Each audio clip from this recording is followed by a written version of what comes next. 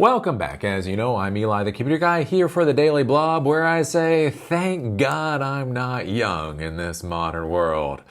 Life used to be so much less stupid. I'm not going to say life was simpler, because it wasn't simpler, but I feel like it was a lot less stupid, right? When I went out there, when I met my wife, if you're like, Eli, how do you meet a wife, right? I went out there and I didn't even want to go out that night, right? My Indian buddy I used to hang out with, he called me up on the phone. He's like, hey, let's go out to Brewer's Art. And I'm like, man, I am tired. I had a long day. I'm tired. We've done a bit of drinking lately. I don't want to go to Brewer's Art tonight. He's like, come to Brewer's Art. I'm like, man, I don't want to go to Brewer's Art. Come on. I'm like, okay, fine. Fuck it. I'll come to Brewer's Art. Right? And then I go to Brewer's Art. And my friend there, I order my beer. And my friend is sitting there talking. And he's macking, going hard on this lesbian.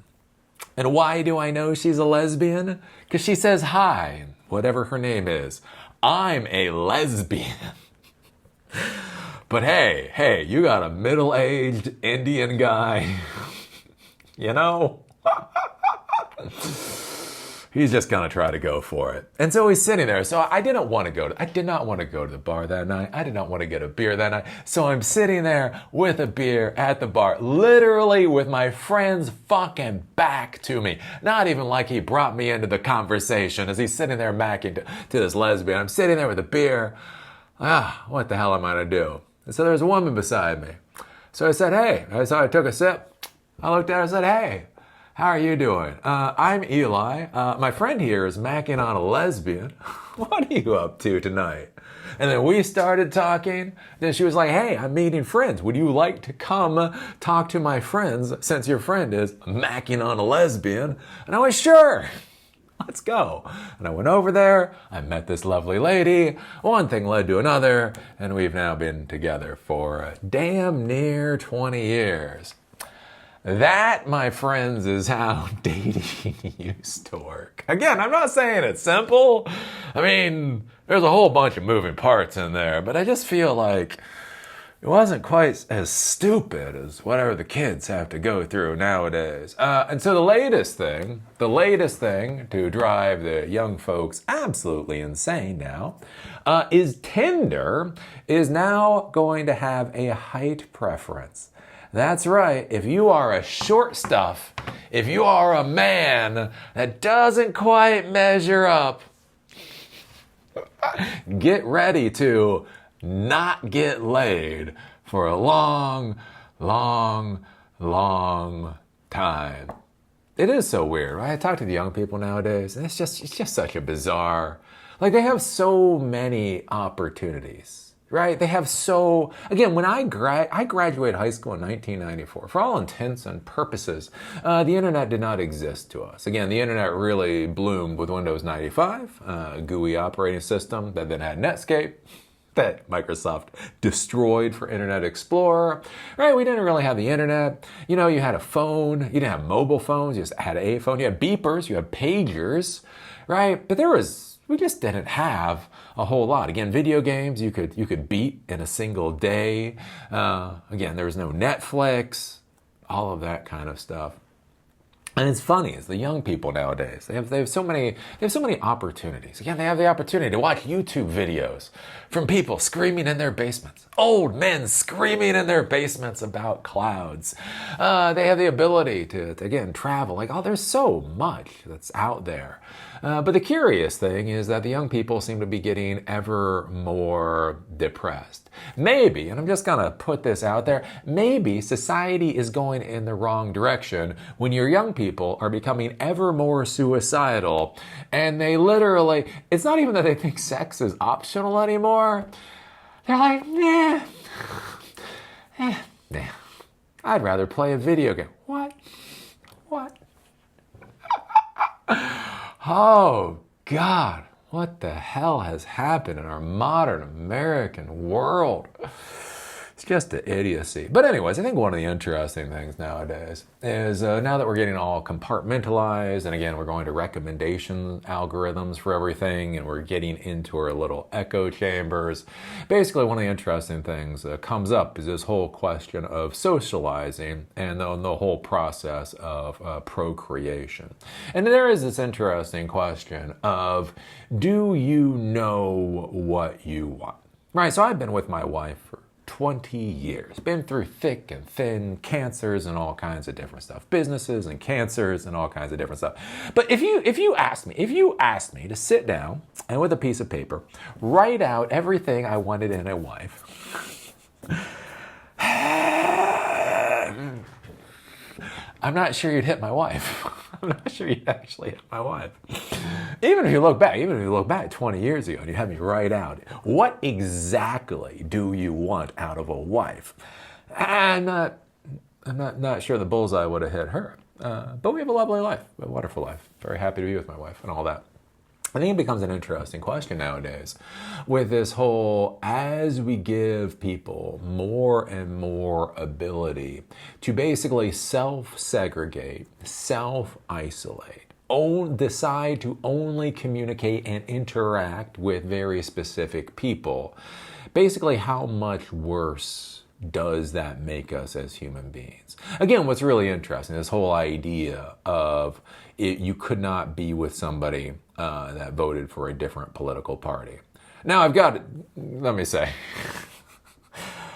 the political parties are going the fuck off the cliff. Both of them. But anyways, but even before the current batch of abject insanity, like even before that, the idea of like, how could I ever be with somebody that voted for somebody I didn't like? I think it's kind of like that fascinating thing. It's interesting just how narrow-minded we've become. And again, like think about this. In an age of pastel color flags, in an age of BLM, in an age of, no more comfort or whatever the hell the thing is, in this age of acceptance, it seems like we are becoming ever more bigoted, which is kind of fascinating. And think about that, like in how technology facilitates the worst aspects of humanity. Again, I think about that with the whole idea of religion, right? Christians are decrying that Americans are becoming ever less religious. And I would argue, au contraire, they're becoming ever less Christian, but not me, they're becoming religious. They're religious on everything. Diets are the new religion. Again, it used to be fun to laugh at the vegans. It was funny to laugh at the vegans because only the vegans were as obnoxious as the vegans were. Now we have the carnivore diet and the Atkins diet and the paleo diet, and of course the vegan diet and the raw diet and the stone whatever the fuck, right? You have all these things, right? And you sit there and you start talking with people and they're so it's fucking food. Eat the food that works for you. What are your morals and ethics? What do you find acceptable to eat? Out of what you find acceptable to eat, what actually does well for your body? Eat that. Fucking eat that. Again, like with me, like a lot of times I skip breakfast. Oh, you do intermittent fasting. People really get into intermittent fast. I'm like, no, I skip breakfast. No, intermittent fasting is a religion. Skipping breakfast is, wait for it, skipping breakfast. Anyways. So it becomes interesting, right? Again, with this modern world where it is ever easier to self-isolate. Again, in the work from home world, where you have these poor, pathetic young people in condos and apartments out in these suburbs. They don't have family, they don't have religion, they don't have society, they don't even drive into work anymore and stop at a coffee shop, right? The Netflix gets your entertainment delivered to your door, the Instacart gets your food delivered to your door, the Pornhub or whatever gets your naughtiness delivered to your door, and you can just sit in this box. And so it becomes interesting, right? So if you're a young person now and you're like, I've got to get out of this, I've got to get out of this box. I've got to be around other human beings. If you look on these apps, something like Tinder, and it starts asking you what you want out of a potential partner, do you trust yourself to provide answers that will satisfy your own happiness? Do you know what you want? Do you know what's important? Are you willing to say that? And so what becomes interesting here with Tinder, testing height preferences, is especially for the girls. The girls want tall guys, apparently. So any short stuffs out there, if you don't measure up, yeah, well... Which then becomes weird. Again, I heard Scott Galloway. Scott Galloway is getting a little tired. I feel like Scott Galloway has hit the Gary Vaynerchuk point. Gary Vaynerchuk was very interesting for a while, and then he was just everywhere, and then he just got old and tiring. I feel like Scott Galloway, like I read I don't have the books anymore. I read Scott Galloway back in like 2020, 2021. Scott Galloway was really great, but now he's like, I don't know, he's kind of going over the edge. But anyways, that's one of the things he talks about, is there's this whole, with the dating apps, and what you can pick for and what you can select for, is that men are very accepting of almost any woman. If you have a couple of attributes, we'll be fine. Whereas women are much more selective. And he was talking about that with like the Chad whores. He calls them something else. But basically there's like 10% of the men that fit like 90% of the women's preferences, right? You have to be 6 foot tall, you have to make over 6 figures, you have to be athletic, you have to travel, you have to do all these things. And so like 90% of the women want the 10% of the men. Which basically means the 10% of the men are just swimming in the bitches. You see them come to work on Monday, they got a black eye. Like, what the hell happened to you? I was like, well, swimming in bitches again. Got an elbow in the face. It's the danger. It's the dangerous swimming in them. Anyways, so you have 10% of the male population just swimming in the women, and you have 90% of the male population. They get to take Pornhub to dinner on Saturday night. Oh, how is this going to go for society? Anyways, this is from TechCrunch. Pretty blasé stuff. Tinder test letting users set a height preference. So all the girls out there, they can say exactly what they want. Tinder is leaning into dating apps' reputation for superficiality with the launch of a new feature that lets paid subscribers add their height preferences to their profiles. After a Reddit user posted a photo of the new height setting in the Tinder app, a company spokesperson confirmed to TechCrunch that the discovery setting has been launched as a global test. Tinder Gold and Premium subscribers in the test group will have access to the feature, but not free users, were told. In addition, the setting will indicate a preference rather than functioning as a hard filter. The company says that means it won't actually block or exclude profiles, but instead inform recommendations. So it won't block the shorties. It also won't really promote the shorties either. Oh. Anyways, I can make a lot of jokes here. If you go in and you take a look at the settings, I go here, we can take a look. So this is showing discovery settings. You got an age range thing here. And then you will actually have a little height bar. So you can say how tall or short you'd like your strange to be. Quote, we're always listening to what matters most to our Tinder users. And testing the paid height preference is a great example of how we're building with urgency, clarity, and focus. We are designing the end of the world with urgency, clarity, and focus, said Phil Price Fry, VP Comms at Tinder, in an email statement. Quote, this is part of a broader effort to help people connect more intentionally on Tinder. Our new product principles guide every decision, and this one speaks directly to a few, prioritizing user outcomes, moving fast, and learning quickly. Not every test becomes a permanent feature, but every test helps us learn how we can deliver smarter, more relevant experiences and push the category forward. So yes, this is Tinder's test to try to provide you more relevant results for who you may or may not mate with, if that's your type of thing. And I'm just curious with this, again, with the whole recommendation engine thing. And again, how we used to do the whole dating thing before. How we used to date in the past. The girls and the boys running around. And I do wonder, like, do you know what you want? The whole thing with Steve Jobs, right? Everybody wants to be the next Steve Jobs. You're not going to be the next Steve Jobs. But I think there's some interesting lessons from Steve Jobs. And basically that whole idea that people don't know what they want. So Steve Jobs would tell them what they want, right? You don't know you want an iPod.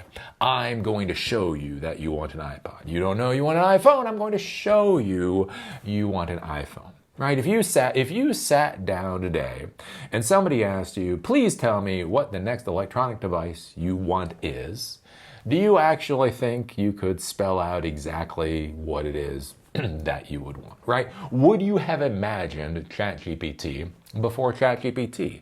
Would you have imagined Google before Google? Again, I remember being young, sitting there with a girlfriend at the time, as we discussed the internet, and we tried to figure out what the hell it was for. I was like, I don't know. It's kind of slow. It's janky. We didn't say janky back then. Anyways, it was like, well, I don't know. Maybe in the future this might be a little bit better. Right now it's kind of crappy.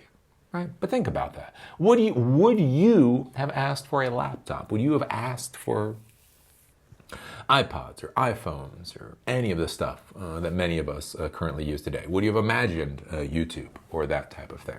Or was it something that was presented to you and then you went, ooh, wow, I'd really like one of those. I am surprised how much I like this thing that I didn't even think about before I came across it.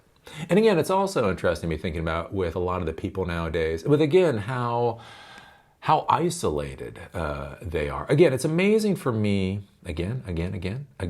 Does again annoy you? I know some people get really annoyed when I say again. So I guess I'll say again. Anyways, I've talked with a lot of young people. It's amazing how many, especially with the men, because mostly men talk to me, young men, and how like the idea of making themselves better for women is just horrifying to them. Why should I get in shape in order to be attractive to a woman? Why should I travel to be attractive for a woman? Why should I learn a language to be attractive for a woman? Why should I get a decent job to be attractive for a woman? Again, when I was young, we had this thing. Hey, young people, put your fingers in your ear. This might be a naughty thing to say. We called them pussy points. Anybody remember pussy points? Pussy points, right? What's a pussy point? Here's the idea with a pussy point, right? There are girls. And back in the day, we liked girls. We're like, ooh, I want one of those. Or 5. I'll take as many of those as I can get. Anyways, memories. Anyways, but the thing is, to get one of those, you kind of had to find the payment mechanism. Right? It's like to buy a Coca-Cola, you need dollar bills. To play a video game, you need tokens. Tokens back in the day with arcades.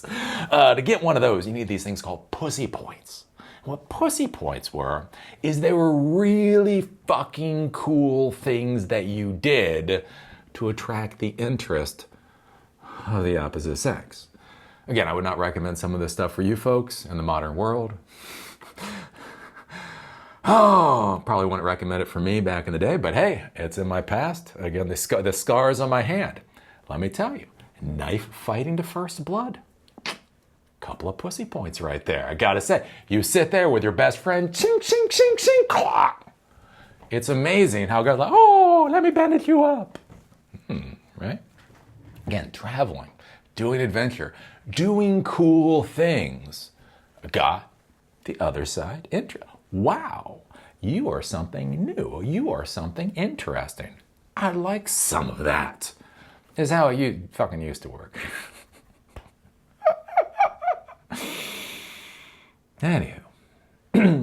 But that's the interesting thing, right? So we didn't have internet. We didn't have entertainment all the time. Sure as hell didn't have Pornhub. We didn't have all this stuff. So we had to go out and we had to do things and interact with people. You would go to the bars. You would go to the events. You would go here. You would go there. You would go other places. You would interact with folks. And when you went out there and you got this cornucopia. You'll be associated with this cornucopia of those things that you wanted. Oh, you want those, right? And then through that experience, you figure out the things that you like, and you figure out the things that you dislike, and you figure out that, ooh, you didn't think that you would like that kind of spice, but that really does tickle the tongue, right? And that's the thing, you got that from experience. And then you get married and wind up with somebody you probably would have not have picked on the grocery list if you had been asked. And so it becomes interesting nowadays with the kids, with the young people. What happens when they're isolated? What happens when they're in their little cocoon environments and they're protected and they're safe? Again, and they're taking blue pills and they're taking red pills and they're taking black pills. They're taking all the pills. The pharmaceutical industry, the one thing they have taught you is that a pill is the solution. Oh, they're taking the blue pill. They're so stupid. I take the red pill. Oh, you take the red pill? I guess you haven't learned about the black pill. All the pharmaceutical companies care is that you're taking a fucking pill, you dipshits. Anywho. Right? You have these people in these environments and they're so... And then in these closeted, contained environments, worlds, they're then given this little app so that they can choose what they think they want out of a mate. How does this not drive a generation to insanity? How is there any good results coming out of this? Would be the question that I would ask. What if he makes $100,000 a year? Well, I guess that's probably not a lot of money anymore. What if he makes $200,000 a year, but he's only 5'7"? Right? So anyways, so what do you think about this? What do you think about Tinder putting in a height preference so that the girls don't even have to worry about the shorties in the world? What do you think about this modern world where the young folks are going to Tinder and these apps in order to find their mate? Like literally being asked, like, what do you want? Do you know enough at 18, 19, 20, 25 to even know what you're looking for? And yeah, how much worse is the manosphere going to be over the next decade? It is weird to think about like that. I never thought I'd get to the age where I'd have to be worried about the sex lives of young men. I do have to say, I come from a generation, I do feel like most previous generations, when you said that you were worried about the sex lives of young men, it was an overabundance of it. Not a, oh, they're just going to go play video games instead. When did we get to that particular world? I don't know. What do you think? Put your thoughts below. Is giving people too many options actually more destructive than not giving them enough? And then with that, think about this when you're creating systems, right? So if you're creating a recommendation system, so if you have a company and you have unlimited amounts of products that you're offering to your customers, is asking your customer what they want actually the most appropriate way to provide them the best recommendations? I don't know. Something to ponder. Put your thoughts down below. Remember, whether you give me a thumbs up, whether you give me a thumbs down, whether you say you love my content or you put a comment saying unsubbed, And in the world of YouTube, it's all an interaction. And so that's all that matters in the world of YouTube. So do whatever the hell you want down there. Just do something. And with that, see y'all later.